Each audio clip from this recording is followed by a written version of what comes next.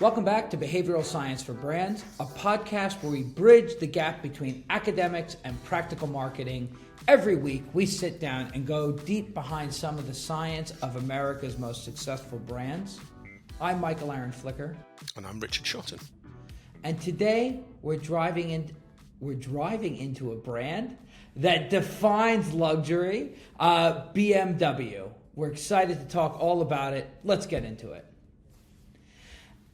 And if you find today's episode interesting, Richard and I have gone even deeper into the behavioral science powering BMW in our new masterclass, Hacking the Human Mind, the masterclass. Based on the book that we launched in September, we also have a training series that we really are excited about. 42 different lectures Richard and I do covering lots of different topics, all that you can find at theconsumerbehaviorlab.com. So listen to today's episode. Hopefully you've gotten the chance to grab our book, and the masterclass, just another place to get more details about all the behavioral science that powers some of these amazing brands. Okay, Richard, we're talking about BMW. It's a luxury brand. It implies history, it implies heritage, and it implies quite a high-end feeling when you hear about the brand. As we'd like to do, I thought I might go a little bit back in history, fascinating history of this brand, talk a little bit about its prominence today, and then we're going to center on one of their campaigns that we just thought was chock full of behavioral science benefit for us. So BMW starts in 1916, but not making cars, actually making airplane engines. And if you can think of that iconic blue and white logo, it's actually interpreted as the spinning aircraft propeller against a blue sky. So super cool story of the logo. And actually their first cars don't hit the road until 1929. And it's not until after World War II that they pivot from making motorcycles, pots and pans, and then start rebuilding their automobile factory and start thinking about positioning themselves as the ultimate driving machine. And that tagline, ultimate driving machine, has been their tagline since 1975. Long-standing, actually as of this year, it will be the 50-year anniversary of them using this. And BMW has grown into quite the powerhouse. They're sold in 140 countries. About 2.5 million cars are sold globally each year. And so when we thought about all the different aspects that we could go deep on in BMW, we really got excited about a campaign they did called Stage Your Driveway. So let me paint the picture for everybody a little bit about Stage Your Driveway, the campaign, and then we can dive into some of the behavioral science behind it. So they partnered with local real estate agents to take pictures of the homes that were going to be set up for sale. And when they were staging the pictures, they also staged the BMWs in the driveways of the homes that were going for sale. And then during open houses, not only did the real estate agents put flowers on the tables and fresh linens in the bathroom, they also had a BMW parked in the driveway when people actually came by. And the idea was to help people imagine not just their new home, but that new life with a BMW in the driveway. And for us, there's a lot more details to the campaign, but a super interesting idea that they're bringing the BMW into the home buying experience. A little unconventional, wouldn't you say? Unconventional. I think it's the danger of having a good idea. Afterwards it looks obvious, but I think this was very unconventional at the time. Yeah, and they're leaning on some pretty interesting behavioral science that's driving why this worked. So maybe can you take us through a little bit more of the details and talk about the campaign? All sorts of different biases at play. Maybe the most obvious one is about the timing of the intervention. So there's a a lot of work around an idea called life events, which is essentially the idea that if we undergo a big life event, and by life event I mean having a baby, getting divorced, changing jobs, or most appropriately for this discussion, moving house, all sorts of unrelated behaviours become destabilised. Now, that's important because most of the time people are creatures of habit. They're not thinking about alternative ways of behaving. They just do the same thing again and again and again. So, buy the same toothpaste, drink the same lager at a pub, uh, buy the same car when you're in market again. We are creatures of habit.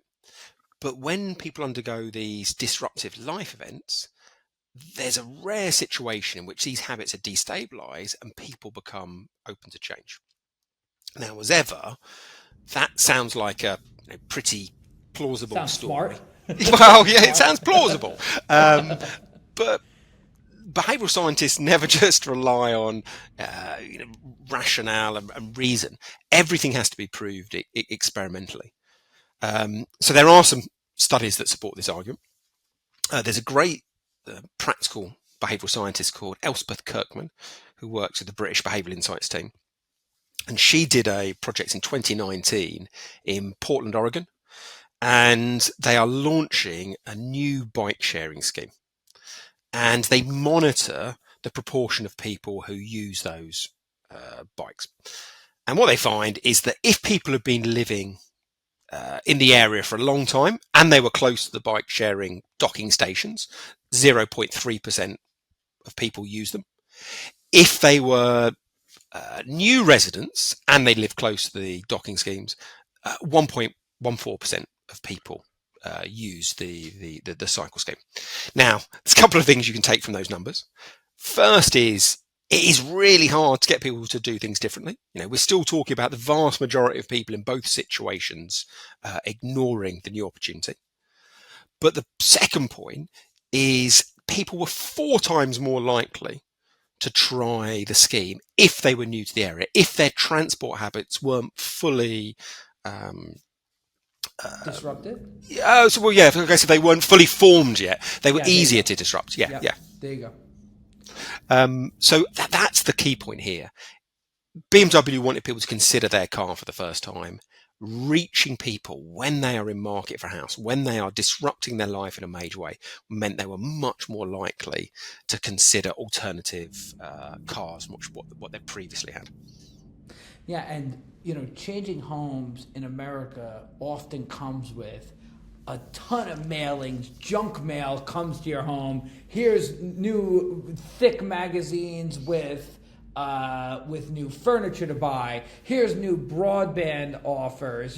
There's lots of insight already that certain categories have, that where you're in a new home, so you have a new practical need for new furniture or for new broadband. BMW innovatively says, well, you're more open to buying and trying new things, so what about a new car as well?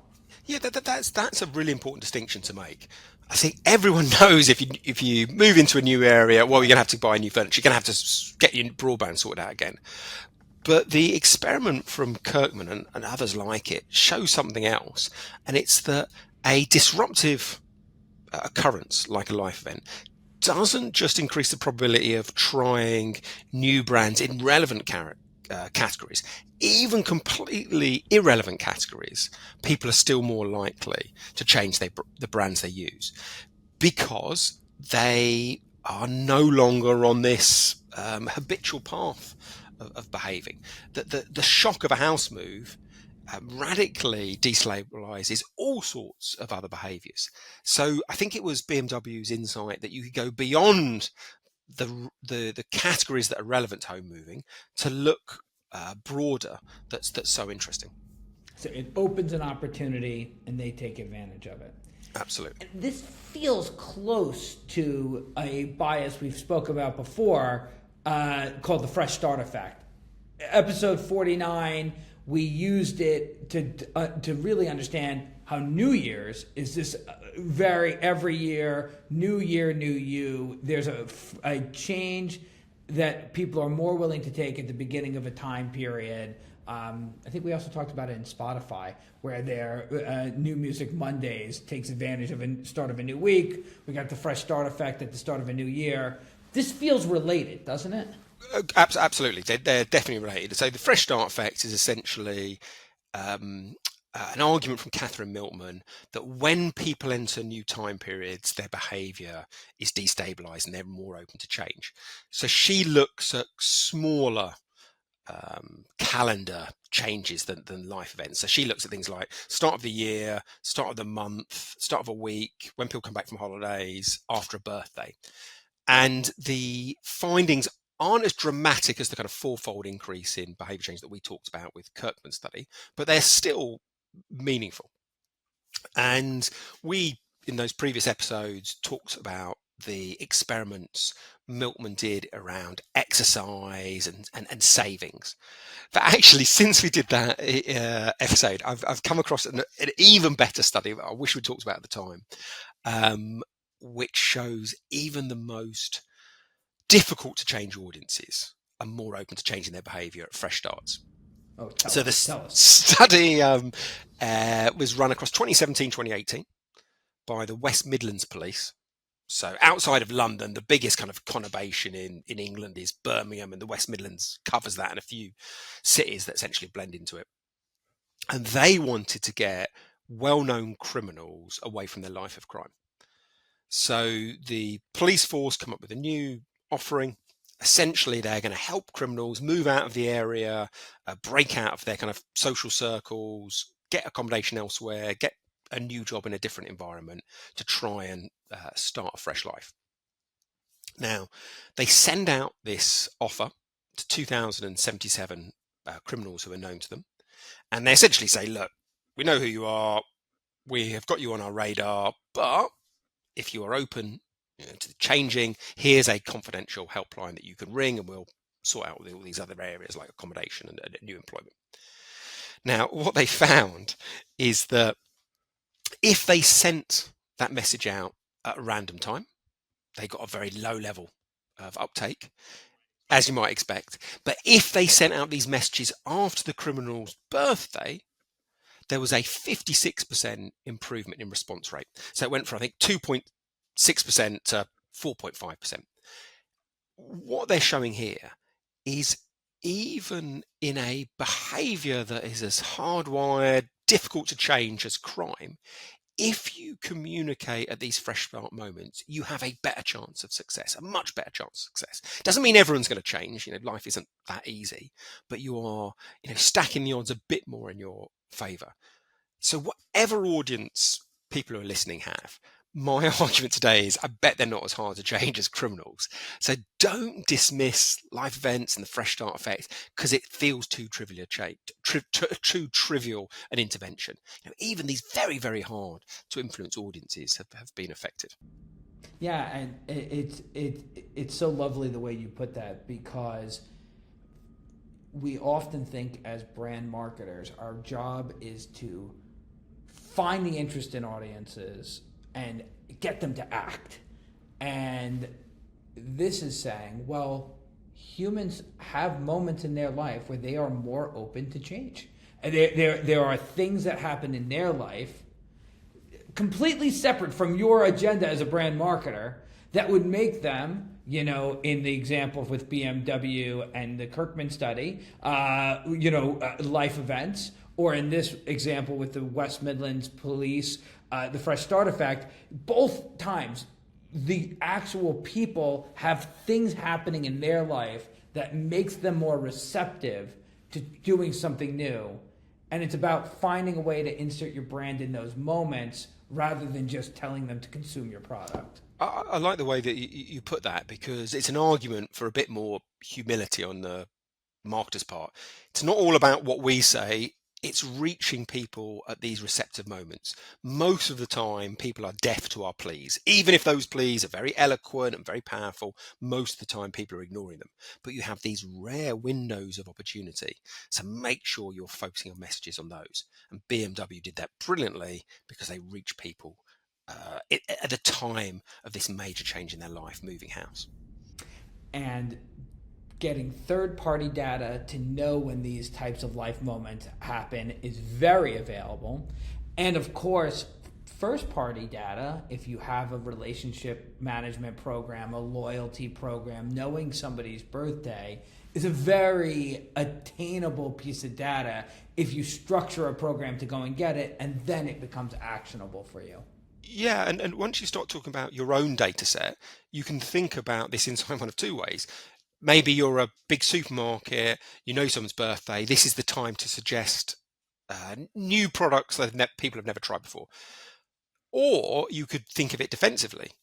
If habits become destabilized at these moments, be very aware your loyal customer or your habitual Your customer repeat buyer. might well try a new alternative at these moments. So this is when you want to probably double down on being maybe a bit more generous or making sure you're emphasizing your strengths. This is the time that people's behavior might start to stray and look at other brands. It's a funny conversation because when you think about how marketing has changed over decades, for those of us that were doing marketing in the 2000s and early 2010s, birthday messages from brands were pretty common actually. And today, I think they're very rare. And it's funny, we've talked in other things like how rhyming used to be used a lot and now is fallen out of favor. We've used humor. You and I have looked at studies where humor has really dropped out of favor amongst many advertisers over decades. And this is another example, at least in my own experience of marketing, where brands used to be very aware of your birthday or life moments, and now they kind of stay out of it. That's interesting because I wonder if this might be a distinction between the US and the UK. I don't Oh, ever please. remember brands making much of a birthday. So I think it's always been a missed opportunity. The interesting thing there is maybe Britain should learn from America and America should learn from its history and try and reinvigorate some of these target opportunities. Yeah, I mean, this is a sample size of just my own experience, but I would say in 2006, I would have gotten 6 to 10 brand messages on my birthday. And today, I'm a little bit older, but I would say I get none. That's a very, yeah, it's just an interesting thought there. So, to summarize this part of the section, rather than assuming your brand message should just be blasted to the person that you know is interested, thinking more about where the buyer is in their life stage, in their life moment, and trying to meet them where there might be an opportunity either to win or to defend against loss. That's kind of the summary of this part. Yeah, I think that would be fair. And I think the only thing I'd double down on is it's not just life stage targeting. It's these kind of trying to be close to a life transition moment. So rather than maybe targeting retired people, it's people who have just retired. Rather than targeting people who own a house, it's who've just bought a house. That's the only element that I would emphasise of that. Because it's that transition that resets their habituated activities and opens it up. Yeah, lovely. Lovely. Okay, so let's get to our next bias that was used in the original BMW campaign we opened the episode with. Yeah, so the other bias I think they use is one of price relativity. So often people think that consumers are calculating machines and they're looking around all the different brands they could buy and thinking, well, how much of a benefit am I going to get? And does that benefit loom larger than the cost? But that isn't how most people behave because it's a really complex calculation. And there's this amazing phrase from Daniel Kahneman that says, when people face complex calculations, what they tend to do, without even really realizing, is they tend to replace the complex calculation with a simpler one that gives them an almost as good answer. So rather than doing the mental gymnastics of comparing potential value, potential utility with price, what people tend to do is think, how much have I paid for something similar? And if this item is less than that similar basket of goods, it's good value. If it's worse, then it's bad value. That's the principle of price relativity. $100 is neither good nor bad value. It always depends what it's being compared to. Now, if you think about BMW, they're applying that brilliantly because normally a BMW is an expensive motor car. compared to almost everything. Yes, compared to everything, compared to your weekly shop, your family holiday, your stereo, other cars, it always looks expensive. But if you're comparing it to the house purchase, suddenly it feels like a much, much smaller number. And that's a massive opportunity. Now, that might all feel a bit speculative. But I've done these studies quite a few times, but I did one in 2018 with car brands. And it was coincidentally with BMW. This isn't their data, it's just happened to use them as an example. So I recruited a group of people and I said to them, a Ford Mondeo costs roughly £20,000. A BMW 5 Series costs roughly £30,000. And then I said to people, how good value is the BMW? And 33% of people thought the BMW was good or great value. Then got a completely fresh group of people, gave them the same image of a BMW 5 Series, quoted exactly the same price, just over £30,000. But this time I compared the BMW to a Bentley Flying Spur, which at the time was £119,000. And I asked them again, how good value is the BMW? Now that figure goes up to 47%. So it was 33% in the first version. Now it's 47% of people think it's good value. That's a 42% improvement. Now, if you think about the core of the study, what it's essentially showing is exactly the same item, exactly the same price, will be evaluated very differently dependent on what comparison set is put in front of people. So if you compare it with a Ford Mondeo, BMW doesn't look great value. If you compare it with a Bentley Flying Spur, it looks amazing value. That's an example of people substituting the right question, which is what benefits are you going to get, and does that justify the price? That's the right question from a logical point of view. They're substituting that right but complex question with a simpler one, which is what comparison set can I quickly grasp onto to compare with this BMW cost? So what I think BMW do so well with the Stage Your Driveway is by placing the car next to a luxury house, then they make whatever cost they're asking for feel, and that's the important bit, the initial emotional reaction, the feeling is it's just that little bit better value. Yeah, it's something that when you hear it explained, it makes sense. When you hear your study, you can have confidence in it.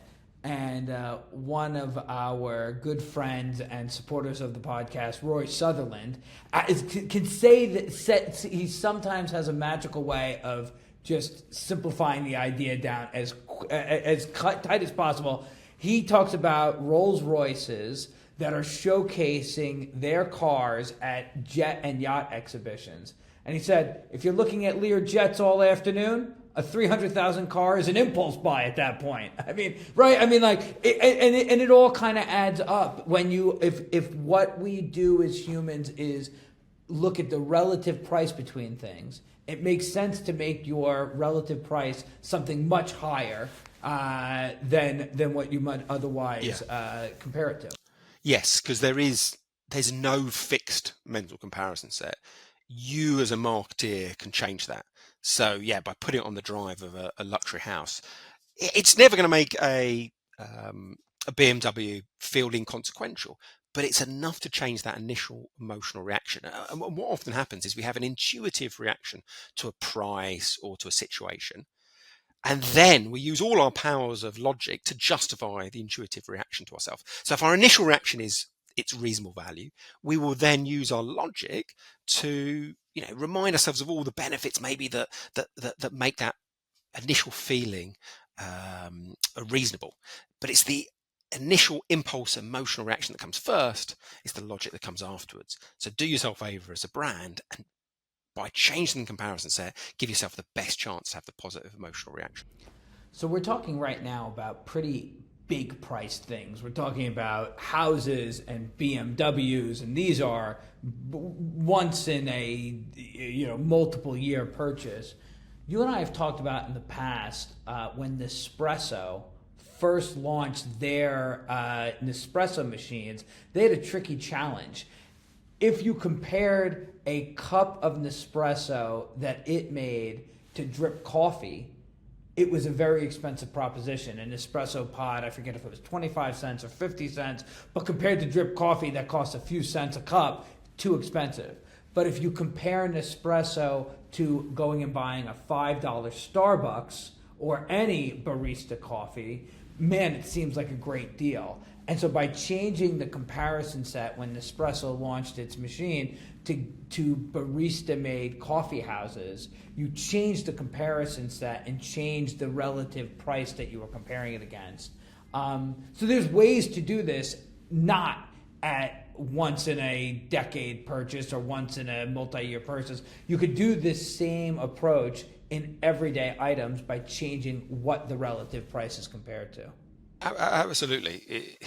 I think what's really interesting is the same principle, price relativity, can be applied to something that costs $1 or $100,000. It's the sense of relativity that's important. How you then express that and who you decide to compare against might vary if you're Rolls or BMW or Nespresso, but the principle stays the same. Absolutely. Yeah. Isn't that interesting? Okay. So we've got this second idea that pricing is relative, and be really thoughtful about what you're comparing your price to. We have a third idea that we wanted to bring up for everybody. So this is called the mere proximity effect, and it's essentially what you are surrounded by, the values of those surrounding items rubs off on you as a brand. Now, at first hearing, that sounds remarkably similar to price relativity, but this is slightly different. What BMW could have done is, I don't know, park the cars next to a plot of land that cost £1 million, an empty, derelict garage. You'd have still had the price relativity element, but some of those values would have not been very helpful. By placing the BMW next to a luxury house that looks gorgeous, that's beautifully designed, some of that will affect people's more qualitative feelings about your brand. So that's the idea of the mere proximity effect. Now, as ever, we always want to talk about studies, not just speculative arguments. And there's a lovely study from Kim at Cornell University, a 2022 study, where they put this to test. So recruit over 1,000 participants, and they show them a magazine, and within that magazine there's an ad for a clothing brand. Now, sometimes this fake clothing brand is surrounded by editorial. Other times it's surrounded by ads for luxury brands like Chanel or Dior or Hermes. And the psychologists then ask people to rate the quality of this fake fashion brand. And what they find is, even though the ad is exactly the same amongst both groups, their rating varies dependent on what that ad is surrounded by. So when it's surrounded by editorial, average rating is 3.2 in terms of quality. High number equals perception of high quality, low number, perception of low quality. When it's surrounded by those luxury brands, that rating goes to 3.75. So 3.2 to 3.75. Now, there is a 17% improvement in perception of quality if the brand is surrounded by high-end luxury goods. Now, that's interesting because, remember, everyone sees exactly the same product, the same design of the ad, the same argument for why the product's amazing, but the reaction is partly formed by what surrounds the ad, not just what's within the ad. And so we're using this example born out of BMW putting their cars next to luxury homes. But it strikes me that brands for many decades put their advertising in high-end magazines or high-end newspapers to get that credibility, to rub off of that, high-end magazine, the lifestyle of that magazine. And in our digital age, there's so much talk about targeting the individual, the personalization and the targeting the individual. Sometimes we might put less priority on, well, what are the run-of-sight ads we're running on? What is the programmatic buy across? And no matter how great your brand ad is, showing up at the Weather Channel or showing up at nothing bad about the Weather Channel at all, but it may not be the right environment for some brands to be in. Yeah, absolutely. And it might be a trap that we've got ourselves caught in, as you say, in the kind of digital era, when immediate responses and immediate short-term sales are very easy to measure. And because they're easy to measure, we optimize to those. What's trickier to measure is the long-term impact of where you're running on brand perception. And because it's trickier to measure, it often doesn't factor in people's calculations. So yeah, the Kim study to me, I think you're absolutely right, is a reminder that if you just look at cost per thousand and you just look at immediate metrics, you are going to be led into surroundings that don't rub off positively on your brand. I think that is an absolute fair point. This is a bigger issue in the digital world than it certainly was 20, 30 years ago. And if you look at like a Binet and Fields long and short of it, if we're talking about digital advertising, lower funnel, much more likely to be short form advertising, okay? But long advertising meant to generate an emotional response where you show that ad can have a real effect, the Kim study shows, where it's shown, not just that it reached the right person that was in your demographic and your targeting, but if it was shown in the middle of a of a HBO or a Netflix premium viewing experience, or if it was on a run of show CTV by somewhere else, it can make a difference into how it's perceived. Absolutely. And it's, as I think as you're alluding to, it's not that every brand should pay a premium to be amongst those higher end surroundings.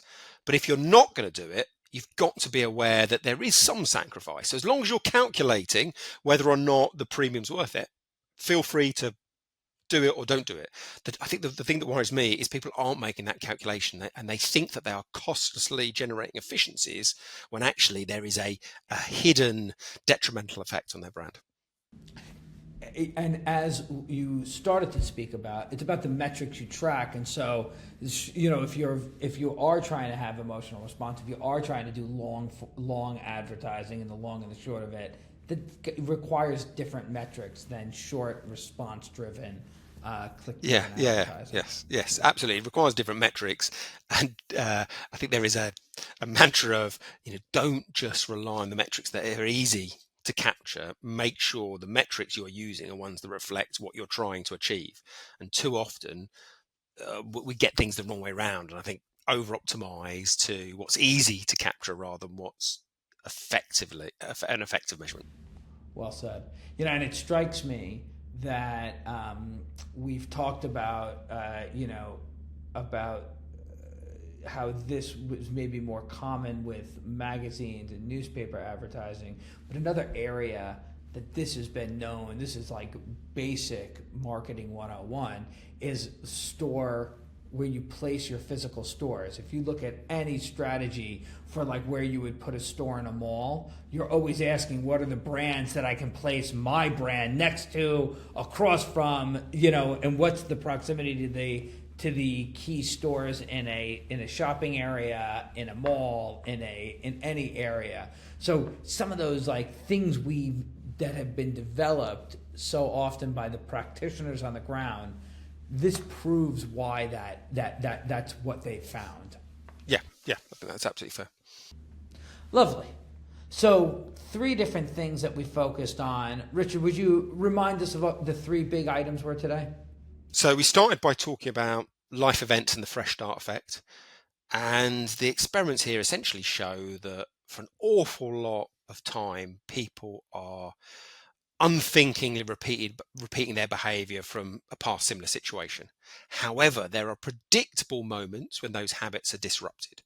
When people enter new time periods, at the start of a year or a new, but just after a birthday, or when they undergo a big life event like moving house, their behaviours are destabilised and they are much more open to considering alternative ways of behaviour. So what BMW did brilliantly is try and persuade people to pick their new cars just after people had moved house or very close to the house move moment. So that was the first principle, using and targeting life events. The second principle BMW used was price relativity. This is the idea that $100 is neither good nor bad value. It always depends what that product for $100 is being compared against. And by placing their cars on the driveways of super expensive luxury houses, they made the cost that they were asking for their high-end vehicle look much more palatable. So they changed the mental comparison set, and that created a more positive emotional reaction to the price, and that led to people being more comfortable spending money. And then the third principle they applied was what we've just been discussing, the mere proximity effect, which is essentially the surroundings you're in as a brand or an ad will rub off on people's perception of your brand. So if you're in a magazine, you surround yourself by high-end brands, your company will be treated differently than if you're in a more mass market environment. BMW applied that brilliantly by placing their cars in luxury houses. So it's not just that this was an expensive environment. It wasn't, $250,000 sewage factory they were putting their cars outside. These were luxury houses, and it's that luxury element that kind of bleeds from one item to another. Lovely, lovely. And as we said in the opening, we went deeper on this topic in our masterclass. So for those that are interested in learning even more about this case study and what we took away from it, feel free to go to theconsumerbehaviorlab.com and check out the masterclass. And as we come to today's wrap up, Richard, we're talking cars, we're talking BMW, but the road trip is a very American idea. Getting behind the steering wheel of a car and driving is, at least us Americans would feel ownership over the freedom that brings. Have you done a long road trip? Where'd you go? What'd you do? What So I am not a great fan of driving myself. So my memories of road trips where I've been driving are generally quite negative. However, I do have an amazing memory of hitchhiking when I was about 19, maybe 18, from Botswana all the way straight down through South Africa. I think it was about 1995, 1996 maybe. And then once you got to the coast, all the way along from, I think that's about roughly the centre of the coast, all the way along to Cape Town. And that over about 3 or 4 days was one of the best road trips I've ever done, even though I didn't do a single minute of driving. So that would be my best memory in that area. And 1995, 1996, how hard was it to get a ride from one spot to the next? Super easy. I think there was a real culture of, picking people up in the middle of nowhere, sometimes asking for a little cash payment, but it was much easier. I think if you try to do hitchhiking in Britain, you're just going to get people throwing things out of the car window at you and insulting your character. Not as easy, and maybe not as easy today. Even may well. I mean, that's 30 years ago now. Yeah, that's funny. And for me, I would say before my wife Eric and I got married, we did a road trip in New Zealand, in the South Island, and we drove all around the South Island. Maybe it was 8 days, every day in the car to a new spot. And just that sense that you're exploring on your own was a pretty freeing and special time for us. So I've never been lots to New of Zealand. happy memories in the cars, right? Sounds lovely. Yeah, thank you. If you like today's episode, please give us a like, follow us on our social media channels, and as we always ask, if this was helpful to you, share it with other marketers and other brands. Our whole mission is to make sure people learn about these principles and improve the effectiveness of their marketing. Until next time, I'm Michael Aaron Flicker. And I'm Richard Shotton. All of today's transcript and episode show notes are available on our website, theconsumerbehaviorlab.com. Happy listening.